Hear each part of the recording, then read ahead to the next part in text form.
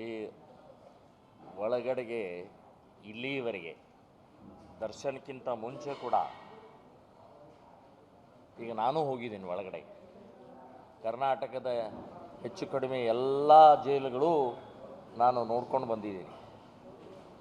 ಅಲ್ಲಿ ಡ್ರಗ್ ಸಿಗತ್ತೆ, ವೈನ್ ಸಿಗತ್ತೆ, ಎಲ್ಲ ಗಾಂಜಾ ಸಿಗತ್ತೆ, ಎಲ್ಲ ರೀತಿಯ ಒಳಗಡೆ ಇದೆ. ಇದಕ್ಕೆ ಸಾಮಾನ್ಯ ಅಲ್ಲಿ ಒಳಗಡೆ ಇರುವಂಥ ಪೇದೆಗಳನ್ನು, ಪೊಲೀಸರನ್ನು ಸಸ್ಪೆಂಡ್ ಮಾಡ್ತಾರೆ ವಿನಃ ಜೈಲರ್ಗೇನು ಮಾಡೋದಿಲ್ಲ. ಜೈಲರೇ ಕಾರಣ ರೀ, ಜೈಲರ್ ರೆಸ್ಪಾನ್ಸಿಬಲ್. ಒಳಗಡೆ ಹೇಗೆ ಹೋಗುತ್ತೆ? CC ಕ್ಯಾಮ್ರಾ ಇದೆ, ಜೈಲರ್ 24 ಗಂಟೆ ಕೂತ್ಕೊಂಡು ನೋಡ್ತಾ ಇರ್ತಾರೆ. ಸೊ ನಾನು ದರ್ಶನ ಬಗ್ಗೆ ಹೇಳೋಕ್ಕಿಂತ ಬಹಳ ದೊಡ್ಡ ಪ್ರಮಾಣದಲ್ಲಿ ಒಳಗಡೆಯಿಂದನೇ ಎಲ್ಲ ರೀತಿಯ ಮಾಫಿಯಾಗಳ ಕೆಲಸ ಮಾಡ್ತಾ ಇದ್ದಾವೆ.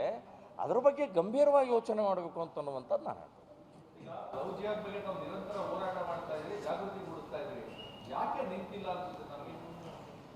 ಹಿಂದೂ ಹುಚ್ಚು ಹುಡುಗಿಯರು, ಇವರಿಗೆ ಆ ವಯಸ್ಸು, ಆಕರ್ಷಣೆ ಮತ್ತು ಈ ಮೋಸದ ಆಟ, ಬ್ಲ್ಯಾಕ್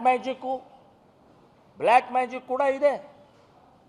ಸೊ ಇದರ ವಿರುದ್ಧ ಹೋರಾಟದ ಪರಿಣಾಮದಿಂದ ನಮ್ಮದು ಒಂದು ಸಂಘಟನೆ, ಇನ್ನೂ ಬೇಕಾದಷ್ಟು ಸಂಘಟನೆಗಳಿದ್ದಾವೆ.